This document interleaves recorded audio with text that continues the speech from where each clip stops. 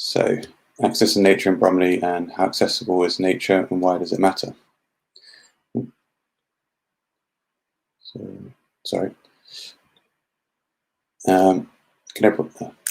Sorry, do that again. I think I pressed something wrong there.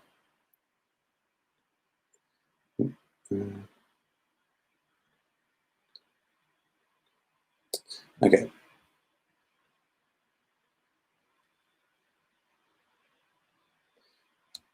Right. So just a bit about me before I start. I work as an artist, illustrator, and activist, and I use these kind of multiple terms because my work doesn't really sit within one particular field. So I utilize different ways of working to look at, to basically talk to different audiences and to share nature in different ways. So I grew up in Bromley and living in Hayes, just kind of north of this little map. And growing up, I was used to kind of walking through Hayes Common, which, as it turns out, is actually one of the largest continuous woodlands in London. I think only Epping Forest is larger. So I found it really normal, kind of growing up, to have access to these huge areas of nature on my doorstep. And then when I was growing up, I started doing country running as well. So from the age of 14, my parents took me along their 5-kilometer run in the woods. And then from there, I kind of started exploring myself. And this gave me a huge confidence in exploring countryside and sort of navigating places and feeling really comfortable in nature. And then throughout my schooling, I also really loved art. And yeah, basically this all kind of fed into my work when I was studying. So I started really drawing animals. I've always loved animals. I grew up watching David Attenborough documentaries. And I realized while I was studying that I could kind of combine these two passions of drawing and animals. So throughout my BA in illustration at Northampton, sort of developed my drawing style. These are later drawings. My first drawings are terrible and I don't want to show them. But yeah, I started looking at kind of graphic novels and kind of ways of expressing animal stories along the way. But while studying, I realized I didn't really know exactly where I was going with it and kind of how to talk about my work. So I continued with a master's at the Royal College of Art. And during this time, I sort of started reading more about how we treat nature, kind of sort of theories about environmentalism, and sort of books like Wilding by George Monbiot. And so I started looking back into my local woodlands in Hayes Common, and this is one of the drawings from a series of 6 called Interventions. And I was sort of just being quite critical and criticizing kind of how we engage with the natural world. So looking at kind of street lighting, which affects how plants actually sleep at night, which they apparently do, and how this kind of sleep pattern is disturbed by unnatural light, and in the process they can't recover from all the toxins from air pollution. Kind of how we throw rubbish along the way, which see animals like these foxes are eating. And also actually how the roads themselves kind of bisect these pathways. And I'm sure at this time of the year everyone's sort of seen the poor animals that sort of died on the roads, but also actually just even the root networks are kind of stifled by the tarmac and the compression of the earth. So during my MA, I started engaging with local groups, so the Friends of Hayes Common, who are a volunteer group of sort of about 20 or 30 people. We meet every 2 weeks to help basically take care of the common because of council cutbacks. Essentially, the woodland was kind of left to its own devices for 20 odd years. It was becoming quite overgrown. Rubbish wasn't taken away. And slowly over the last 20, 30 years since then, the Friends group have kind of reclaimed the space for the woods, cleared some of the holly, which is kind of overgrowing areas, helping bring back biodiversity. And it was just really interesting to see how their love for this space, which differed from mine because mine kind of coming from my childhood, but also the books I was reading, and it was coming from experiencing the land in a very sort of tactile manner.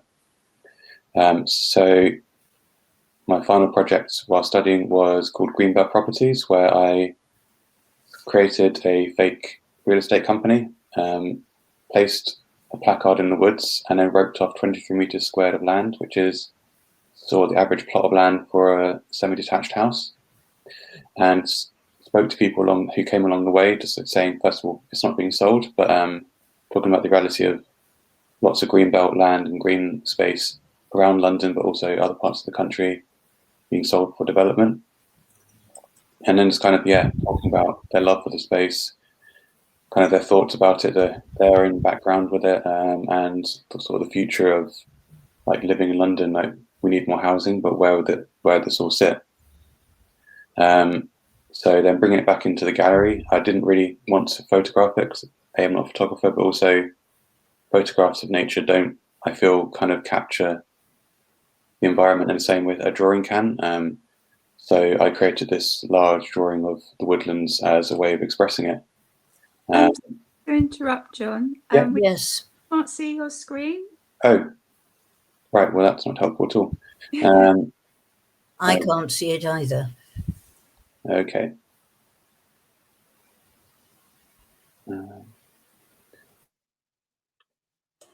Right. Can you see my screen now? Yes. Yes. Okay. Oh, well, I don't know. Oh, crikey. Right. Sorry about that. Right. Is it now on the slide? That's perfect. Perfect. Yeah. Okay. Sorry. So, quickly slide through the slides. So yeah, the kind of animals, and looking at kind of nature and kind of how we're treating it at the moment. And then this is sort of my response, bringing basically my own intervention into the woods and kind of helping people activate their love for it. So yeah, sorry about that. So one of the questions I was sort of asked at the end of my degree exam was actually, it's great that you have this sort of space in London that you really enjoy and that you've done so much research about, but what does the rest of the London Greenbelt look like? I didn't actually have an answer for that because I hadn't really gone beyond my own sort of neck of the woods. So I utilised the London Loop as a way of engaging with the space, and just kind of walked the entire route with 3 rolls of paper and then created this story map along the way. So every few kilometres I stopped along the way and drew the landscape as I saw it, and I kind of wanted to create a expression of how the Greenbelt border was sort of has sort of shaped the landscape along the way, and it kind of revealed just how diverse the landscape is. Kind of we're told that it's either like an environmental sanctuary or it's like the reason why we have a housing crisis. And going along the way, I think one of the issues I found most revealing was that the people accessing nature along the way were generally white, middle-aged, usually with their dogs. And actually I found that there wasn't very much diversity of access. I didn't see very many people in sort of wheelchairs. And it kind of revealed that there's a kind of an issue in who gets to access nature. And this sort of brought me back into a project that I'm looking at now. So all alongside this, I've been sort of reading books about sort of forest bathing. There's a book by, I think, Tony Juniper, like What Has Nature Ever Done for the UK? Looking at all these things, you kind of realise just how important green space is. And it's not just about kind of our mental health or physical health, but also the effects of having really good environmental space on the area around you. So they did in the Tony Juniper book, talked about an area in a really rundown area in Liverpool and how instead of sort of just doing up some of the businesses or the high street, they actually rebuilt some of the local parks, and that, including the local communities and the redevelopment, sort of fostered this love for the space. And then subsequently found that crime decreased, shops opened up, and people kind of really sort of invested in their local area, and there's community pride developed. So yeah, the nature that we have access to is vitally important for not just kind of the Saturday afternoon walks, but really it's intrinsic to our health and the vibrancy of our community. So I'm not sure how many of you live in Bromley, but yeah, this is a map of Bromley, and these are some of the statistics alongside it. So actually 52% is Greenbelt land, so basically it's very difficult to build new properties on it. But if you have existing properties, you can obviously redevelop them, or if you have farmland with industrial sites on there, they can be redeveloped. 30% is agricultural land. It has over 160 parks and green spaces, and 86 of them are sinks, which are sites of importance for nature conservation. And there are 4 categories of them, so from metropolitan, borough grade 1, borough grade 2, and local. And they kind of define the levels of importance for science, and the kind of the environments you're going to get in, you're going to have access to. And it also has an estimated population of over 330,000 people. So these are all kind of important statistics, but doesn't really tell you much about the actual landscape itself. So I got in contact with an organisation called Green Space in Greater London, and they basically have this metric called nature deficiency. And if you live further than 10 minutes walk from a site of importance for nature conservation, which is either metropolitan or borough grade, then you have access to nature. If you live further than 10 minutes walk away, you are deficient in access to nature. And so this map of Bromley shows in all the orange, all the gold spaces shows where actually there aren't access to nature. And basically it's an interesting map, but for ages I couldn't really work out what I was doing with it. So I started off just going to all of the sites of nature that I could access, and started to draw them, because what I found with my project in Hayes Common was that people really want to engage with these spaces, and they do love them. So if I could maybe activate their love for these areas, I thought that could be a way of beginning the work. But it kind of, when I was doing these drawings, I kind of realised that it was giving a bit of a false impression of Bromley and how accessible nature is. Because of the frame of the drawings, I was revealing beautiful areas, but they were either very small or they weren't very accessible to the general public. Because I have a car, I could kind of drive around and get to these spaces quite easily, but not everyone else can. So what I did is I've spent far too long basically redrawing out the entire map of Bromley, and then colour coding the map with all of the sites of deficiency, which are the pink, and then the varying sites of nature throughout the map. So let's try and zoom in a little bit to show you a bit better. But yeah, so basically the dark green are accessible sites of importance for nature conservation. The yellow are sort of permissible routes, but only on the basis that you kind of stay on the paths and you don't really interfere with the landscape, or you can't do your own thing. The reds are inaccessible areas of nature, and the light green are sort of green spaces, so like football fields and sort of parks, but they don't really hold any value for nature in itself. So zoom back out again.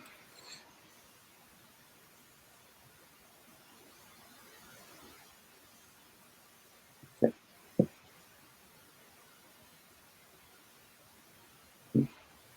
Made a mistake zooming in. All right. So looking at the map in this way, what it kind of reveals is that despite having all these amazing sites of nature, actually where a lot of people live in Bromley, there is huge areas of deficiency. So in this sector of the map, you're kind of looking up into the northeast, which leads into more centralised London, and sort of Bromley High Street, Bromley Town Centre, and actually a lot of these areas are you're in deprivation of nature.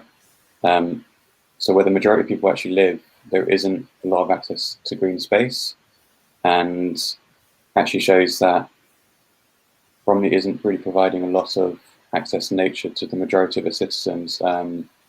And over the last year, as I'm sure all of you are aware, like access to green space has been really important during COVID-19. And having the necessary space to also exercise or to sit out and not kind of have to brush past someone else has been quite difficult to achieve in sort of really busy parks. So as an example, in the centre of the sort of the map here, there's a little, very small space called Kingswood Glen, which was actually a former house that someone basically left to the council, and it had sort of two or three large ponds in the garden, which they've found were vital for amphibians locally, and that's kind of the only green space of environmental or of value for nature in the whole area, which is great. But obviously, if you're walking through it, you kind of walk through within a matter of minutes, and actually you can't really engage with it because it's a pond which is behind sort of a bit of a barrier. So otherwise, then you're kind of just surrounded by streets, a few sort of formal parks which haven't really got any environmental areas, and then you really have to sort of travel by train or by bus or by car to actually get to somewhere where you can really experience nature.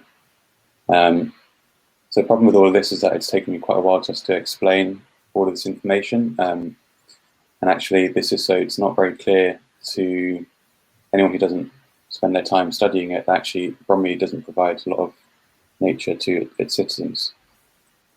So what I've been doing is basically breaking all of this down into the different wards, and there's 22 wards in Bromley, and creating these walking trails to go along each of these sites of importance for nature conservation. So this one shows Hayes and Coney Hall, the one where I grew up in, and creates a walking route that links through the entire wards, linking all the different accessible sites of importance for nature conservation. You can see even in a ward which has one of the largest woodlands in London, because of how the access works, there are large areas in the north of it which actually don't provide access to nature. So yeah, even in areas where you think there would be enough nature, the way that the public, the way that basically the council structured the landscape doesn't actually provide access to nature for people. And the other thing is that I just didn't include the surrounding map, because I thought it'd be important to just focus on kind of what Bromley is doing, hold it to accountable. But looking at the wards in this manner, I've actually seen that there are only 2 wards which provide 100% access to nature. 17 have varying levels of deficiency, and then actually 3 have no sites of importance for nature conservation at all within their boundaries. So yeah, in this manner as well, you can see that actually about 10% of, or even less than that, 8% of the wards actually provide sufficient nature to their citizens. So what I am doing now is I'm creating these maps, which are going to be then freely downloadable. And I'm also including within them all of the sites of nature that are accessible, some information about them, whether they're wheelchair accessible and sort of what public amenities they have, because also, as I found, most of these walks would not be accessible if you are disabled, or if you have like kids and you need to quickly bring them to loo. There are sort of huge issues along the way as well, just of who gets to access these spaces. This is kind of the first step of my engagement with this work, and I want it to be like an accessible tool, so it'll be downloadable for free. I also want to bring them into the library, and then actually kind of give a copy to each library within the borough, that people can then sort of photocopy them and take them with them as well if they would like to, and then they can go out for walks with them in a physical manner.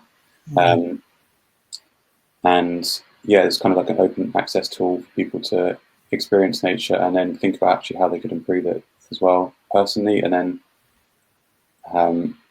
if there's anything they'd like to engage with it further. So yeah, as I said, these maps kind of reveal that there are areas which are really sort of inundated with people, and therefore parks are sort of overused, which is not in itself an issue. People should definitely be using parks and or green spaces, but everyone experiences nature in their own way. So for some people, it might be that they meet up with some friends, have a picnic, have a chat, have a kickabout. That's obviously fine, as long as they don't kind of trash anything or leave any rubbish. But if someone else's experience of nature is to go for a peaceful walk without any noise, that's very difficult if you're surrounded by people in your park or woodland. So I've basically put in the next few slides a few ways that we can maybe improve access to nature within the borough. So one of the things that I've found on a previous project is that actually along South London there are loads of green space along train lines. So historically they had to have a lot of space because if steam trains basically had any sort of sparks flying out and there was too much housing or too much greenery at either side, then it would cause fires. But now that it's all electric, these spaces have kind of been reclaimed by nature, and they provide great access for species to go kind of have these sort of walkways along and through London. And actually one of the sites of importance for nature conservation is in Orpington, which is actually on the railway embankment, but it's not accessible to people because of, well, they don't want people going too near the tracks, but there are ways of kind of mitigating this. So developing greater access along these spaces could provide sites of nature for people. Another really important one is actually looking at the streams and rivers in Bromley. So there are 6 rivers, and the majority of them are actually chalk streams, which are really rare and vital habitats. And they're, unfortunately, we're kind of overusing our water systems in London, so they're actually running a bit dry, but they've been kind of concreted over in the last 100 years or so. And that obviously removes any access to nature, and it kind of reduces the ability for species to inhabit these spaces. But one of the parks in the north of the borough is Shaftesbury Park, and I think in the year 2000, DEFRA actually opened up the canal or the stream into its kind of natural waterway, which I've drawn here, and it's created a sort of water meadow along the way, which has now proved to be a breeding ground for amphibians, and shows actually you can sort of recreate natural spaces along the way. It's not an issue for people. It's never caused any sort of real danger for anyone, and it's provided people in the area sort of vital green space which otherwise they wouldn't have. And then finally, on a more political scale, being up in Scotland at the moment, everywhere around here you have the right to roam, so which means that essentially if you go for a walk, as long as you're not impinging on anyone's privacy too much and you don't cause any property damage, you can basically walk wherever you want. So all the golf courses you can kind of access, all the farmland you can access, and it means that basically you also have a far better relationship with the natural world around you and also with the people around you. So one of the issues that you have here is that in England is that people aren't very literate about the environment, so they may just leave their rubbish when they kind of have their picnics, or they may kind of just play music and just not really respect land around them, and that's because they're only either allowed in very small spaces of the country. I think only 7% of the UK is actually accessible to, of England is accessible. And it kind of creates this antagonistic relationship between private land and public. However, if you allow people access and you don't sort of treat them as school kids, like saying, oh, because of this one bad student, everyone else has to be in detention. If you just kind of remove that antagonism, you realize that actually people, they want to be there for a reason because they love being in natural spaces, and then actually they end up respecting it far more. So yeah, pushing for a public right to roam would be also a great way of actually increasing access to nature, because there are 3 kind of large golf courses which are inaccessible. There are 10 private woodlands and actually 1 nature reserve, which is entirely off limits. Now, some of this is because the habitat's too vulnerable to actually kind of have a lot of people accessing it, which is obviously fair enough. But having a kind of greater ability to engage with these spaces would be really sort of a vital way of actually increasing accessible nature, and then actually reducing these sort of areas of deficiency.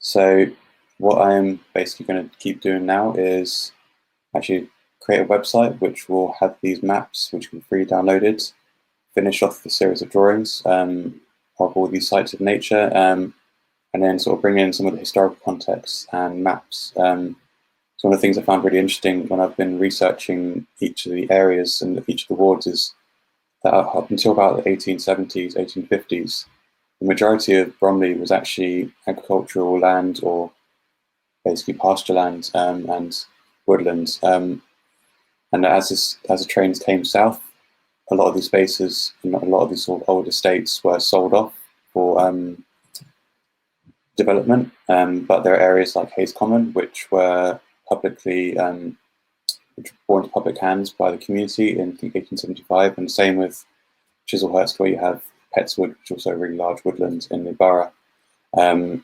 So yeah, about 100, 200 years ago, kind of the way that landscape looks now was kind of formalized. But you can see that even back then, sort of the intervention by the public really affected how the landscape looks now. So bringing these historical contexts into play to show that actually communities can engage with the development of the land, can engage with where they want green space to be, is a really powerful tool. And I'm hoping that actually this project is kind of one of the ways that people can engage with the space. So yeah, also if anyone lives in Bromley and or obviously wants to travel down, if you would like to explore any of these maps, until I get the website kind of up and running and get all the maps finished, just let me know, drop me an email, and I can send you the routes and sort of information that I found out along the way as well.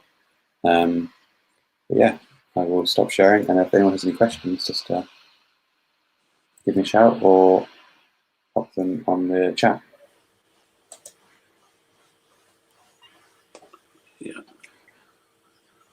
Yeah, could I?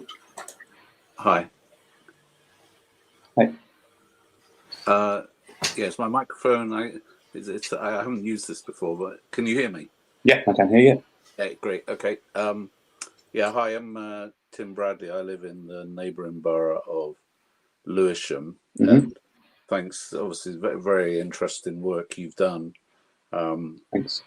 Particularly the walks thing at a very hyperlocal level.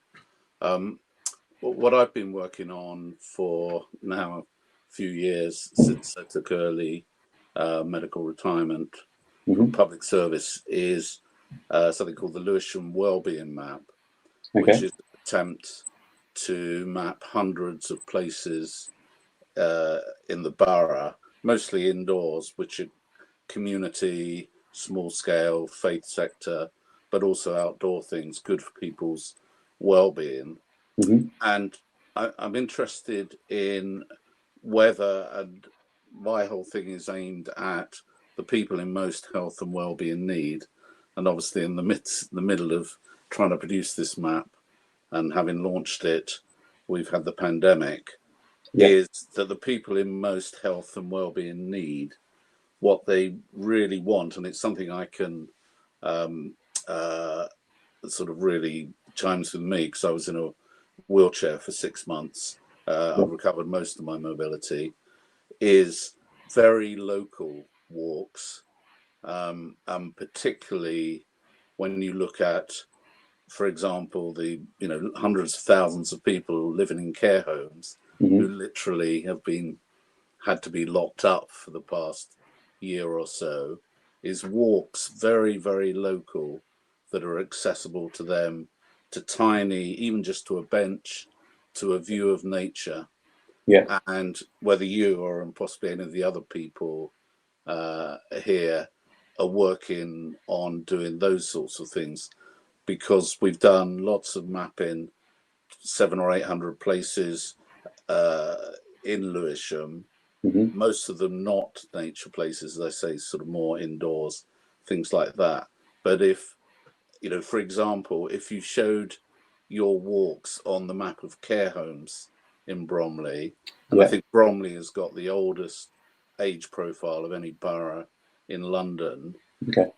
Are you managing to connect those things for the people who most would like to see trees get out even just a few hundred yards?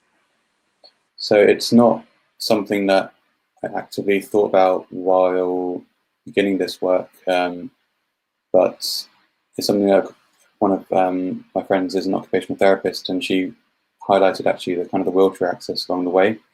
So in the recent months, that's what I've been also looking into, is actually the wheelchair access along the way. The way that I've currently done it is I'm basically producing maps for each ward. So it means that everyone who lives within that space, if they don't get access if they're not able to get onto one of these routes, it means that they are kind of in deficient in access to nature. So it's kind of it's a very general tool for the entire borough to utilise. But it's a really kind of an important point that it'd be interesting to kind of create layers upon layers on the map. As you can see from the map already, it's a bit chaotic. So it'll be about maybe refining that and bringing that together. But it'd be great to maybe kind of illustrate maps for each of the care homes to have on the way out. We could kind of show where would be accessible. So like where is accessible loos, where would be a good place to have like a coffee in nature. So it's a really important point that would be really good to develop further. Yeah, I don't know how the conversation, but just building on that. I mean, one thing is obviously bespoke maps are great. If you really want to influence, for example, the staff who say work in care homes who would come in from outside, making it even more accessible. And my thing is built as a layer on Google Maps, right? So that something that most of the workers will have on their smartphone they can use, and as well as care homes. For example, on Monday we've got our first post-pandemic session with a group of NHS workers from primary care mental health services, again for this thing of obviously people in need there. So there's the thing that in addition to very beautiful bespoke maps like you're doing, how one just flags up to people that they can go on short walks. And the other thing is that in terms of the questions about, who looks after nature, I mean, the NHS, obviously, which has been, completely diverted by the pandemic for 15 to 18 months, nevertheless has this huge spending on what's called social prescribing,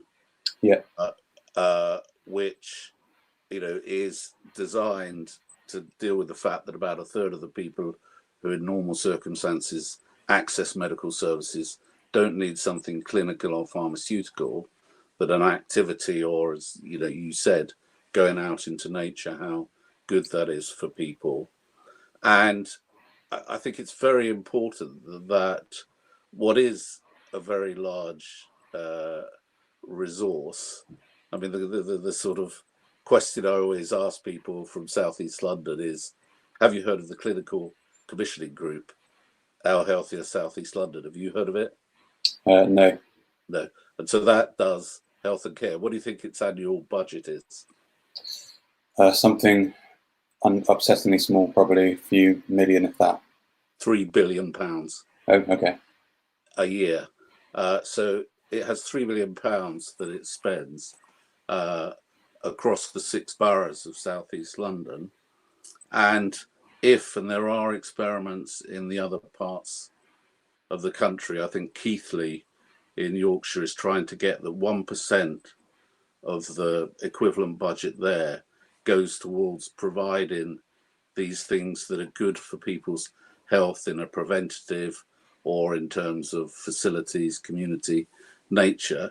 That would obviously be quite a bit of money to produce things that would have perhaps much more direct health benefit than some pills. And that's why, and I sort of viewed the governing board's meeting this week of the clinical commissioning group. They've got a huge growth in this social prescribing, and I think tying up, that to make sure, and in my view, as someone who grew up in South London 60 years ago, actually the parks overall have got a lot better than when I was a kid. And overall, and we're very lucky in Lewisham, lots of great parks. But these small pocket things, making sure they're accessible, so a lot of the publicly owned nature reserves are only incredibly occasionally, if at all, accessible to people. That we can use what we've already got with the help of this resource for people's health and well-being that definitely is out there, and so on. Anyway,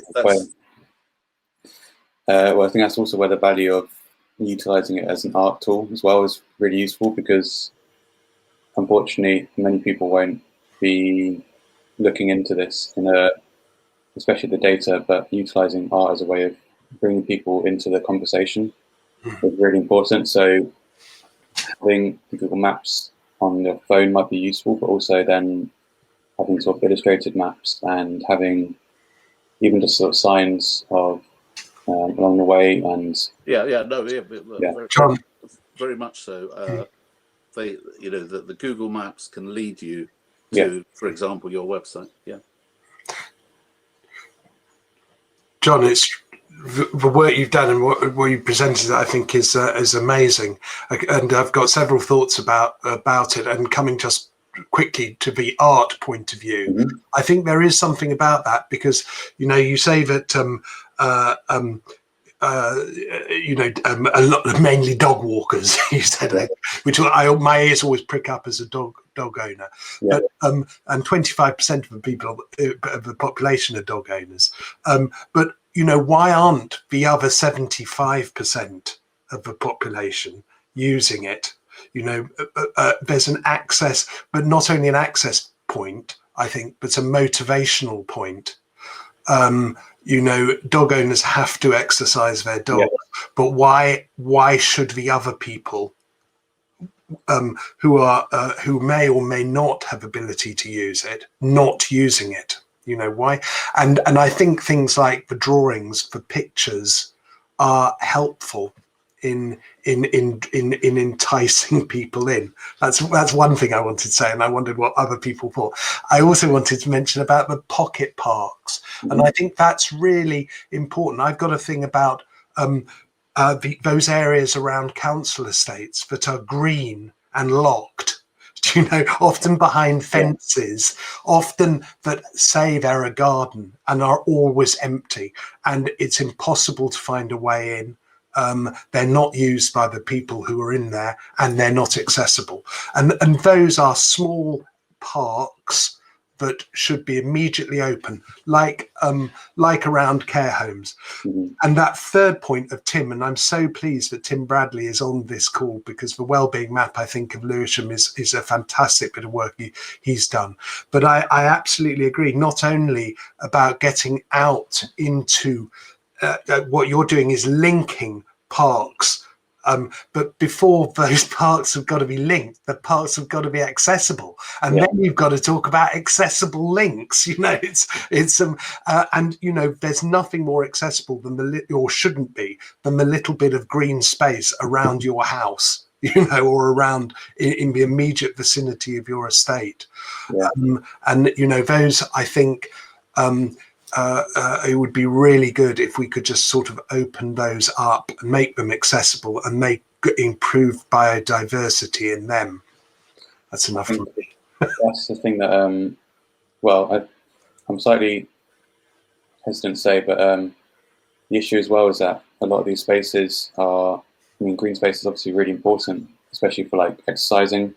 But what I've found is that a lot of them are just, they don't have any sort of access to nature, and it kind of just, it makes all these spaces very utilitarian for people, and it kind of removes also the reason why it's important for nature. And kind of, I think one of the issues that people accessing it is that if all you're doing is you have to bring like your football to the thing, or you have to bring like a tennis racket or whatever, or have a little play park, you unfortunately, if you can play on a football game as I'm really not good at football, but if you play it as any sort of play on a game, you can do all these tricks and everything.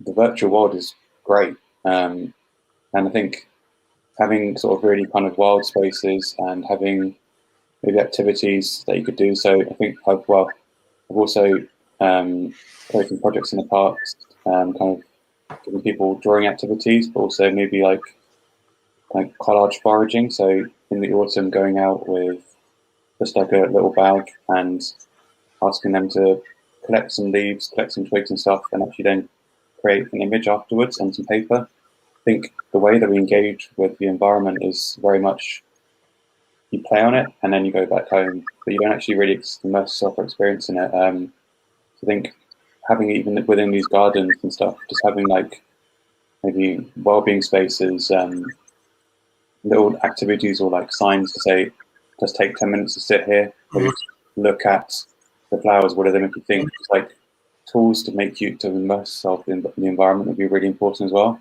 Yes.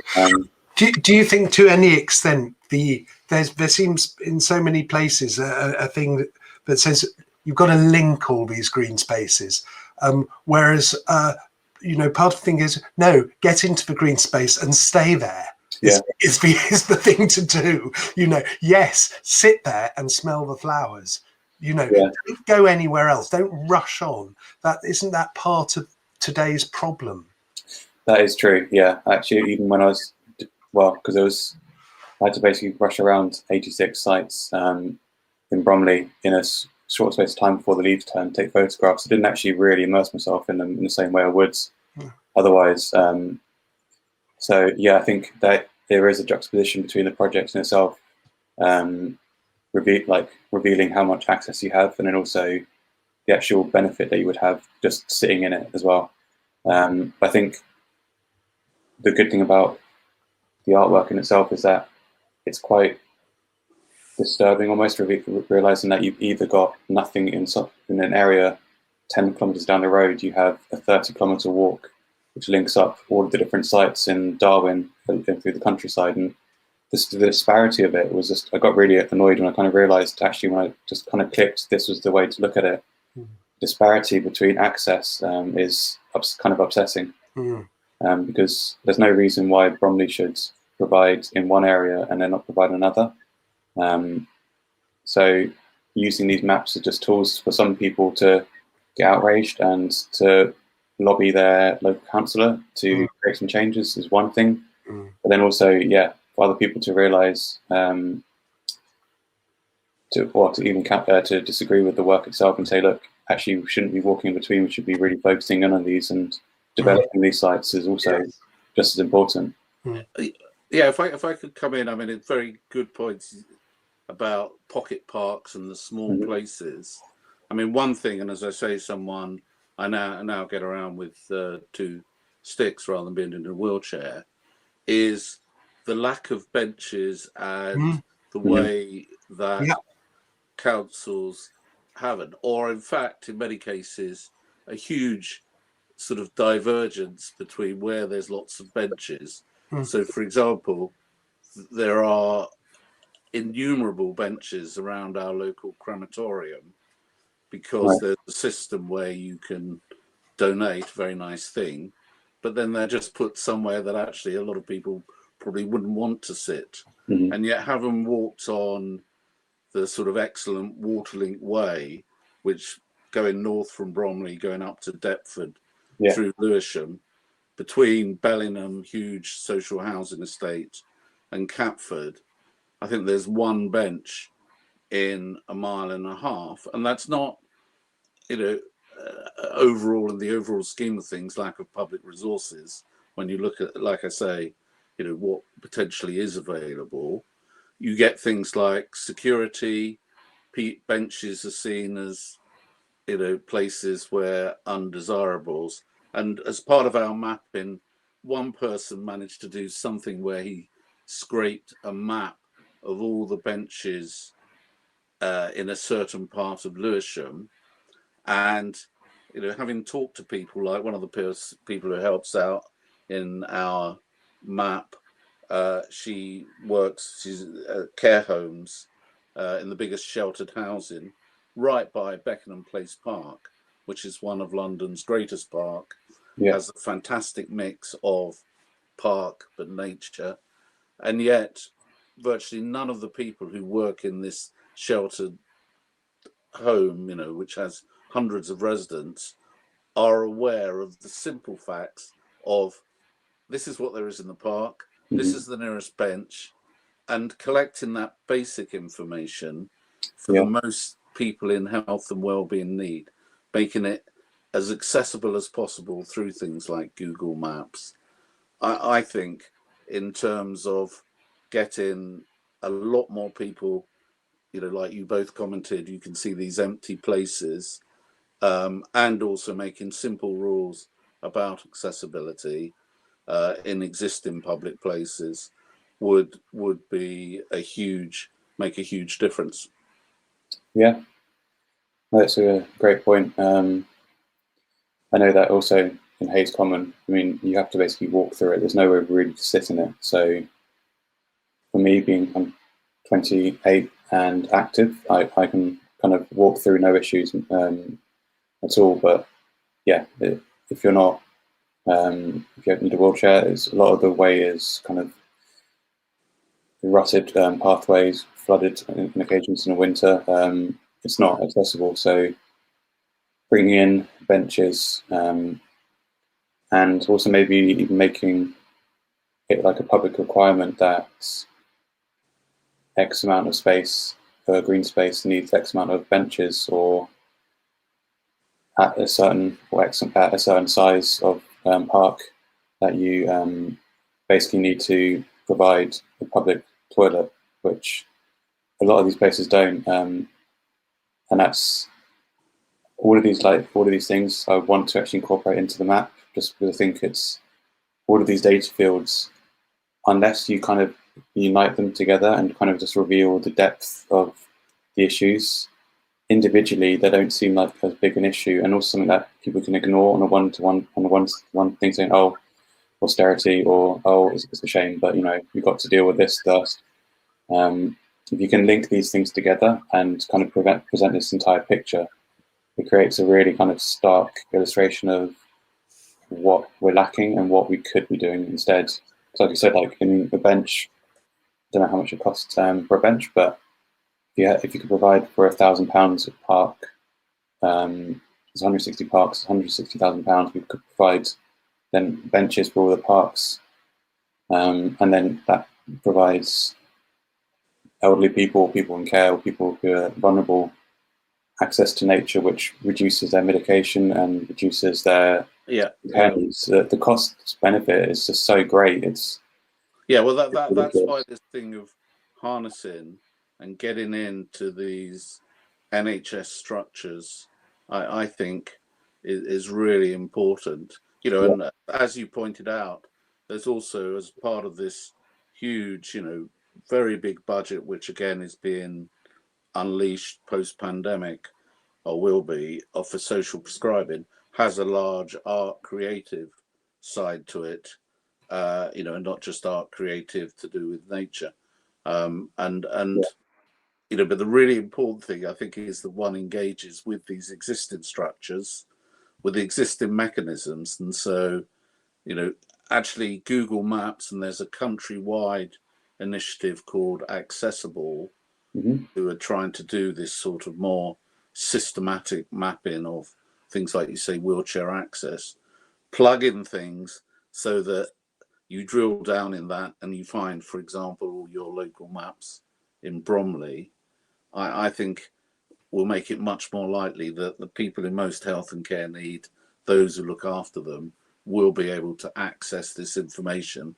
And it's not just, people like us who are very interested in nature, mapping and so on. That is the thing as well. It's just obviously everyone coming to the Urban Tree Festival is pretty engaged with it as well. So it's about trying to get that message across to all the other groups who will not otherwise engage with it, and just trying to spread the message. And that's kind of where I'm hoping that using art as a tool to bring them into communities, bring them in, just doing workshops with them, will just really help spread the message further and hopefully kind of influence the right people that they do something about it, because there'll be local council budgets which they can redirect. There'll be health budgets, like you said, which can be redirected. And until there's a public need for it or an outcry for it, they're not going to unfortunately do anything about it. I think that's, yes, as you said, I think that's exactly it. There's a sort of, there is this motivational thing.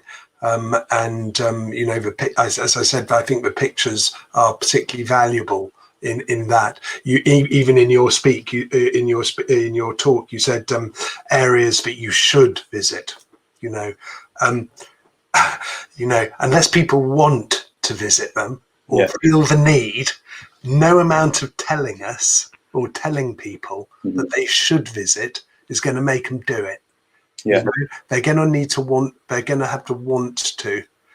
A bench where... And a bench is a great way. Tim and I have already spoken before about maps of benches. I think that is absolutely a prime thing.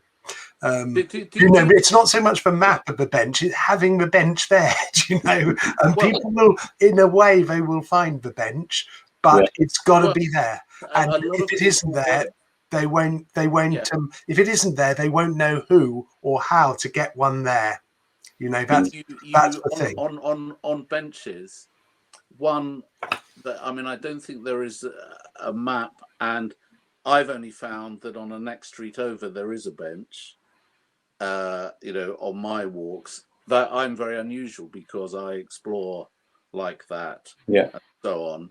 And if there was a map of the existing benches, both it will be able to tell people, and a classic one, care home workers and so on, who do not know there is a walk they could take, someone who literally has been locked up for more than a year, 300 yards, and the culmination of it is a bench by a tree, and that is their access to nature. So you have to map the benches, and also those maps of benches will show you where there are these huge gaps. And as you said, with a relatively small amount of money, you could fill them in. And I'm very struck, for example, there are some wonderful maps of literally millions of trees in London, right down to species level. And I've met some of the people involved, and this very commendable national park city, type mapping of things like that. And yet the thing that is most important for the tens of millions of people in our country, where, if they want to go out somewhere, which is there somewhere they can sit down? As far as I can see, no one has mapped it. No, well, unfortunately, I think the image of the outdoors is still quite ableist. So it's, you generally have I work part-time in Snow and Rock, so I know that everyone who comes in, barely anyone ever uses or has the need for the wheelchair access lift in our shop. So the broad majority of people are able-bodied and therefore don't even have to think about it. So also, unfortunately, people making these maps are, like me, able-bodied, and it's only until I was challenged by a friend who's an occupational therapist that I then actually started engaging with it. I'm currently reading the Natural Health Service by Isabella Hardman, which is a really just an eye-opening book about just the benefits of nature and how it's helped her mental health, but how it's helped other people as well. So definitely a good book to read about this as well. Yeah, and although I did have a 6-month experience in a wheelchair, the thing that's shown to me is it's a continuum, and the vast majority of people is not that they, they're in a wheelchair or they have huge mobility issues, but it's somewhere that's a culmination that they can rest, particularly with an age in society.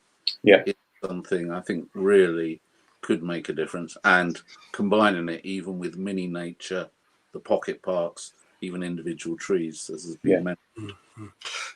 Can I go back to a point about dogs as well and accessibility? I mean, you said that again that when you were out, it was mainly dog walkers, and a lot of people are dog walkers, and it's incredible actually in terms of sheer numbers. Of people, and the people who do need and use access thing, actually improving access to green space would also include making spaces more accessible for dog owners. Actually, and if you wanted to increase the people visiting green spaces, one might consider something like that too. Things like at the moment, Richmond Park have saying dogs on leads, which is suddenly a massive, the biggest park in London. The dogs have stopped going there, and it's forced dogs into different spaces, and dog owners in different spaces. So opening it up to one group opens. What I'm sort of saying is opening a thing up to one group opens up a space potentially for others as well.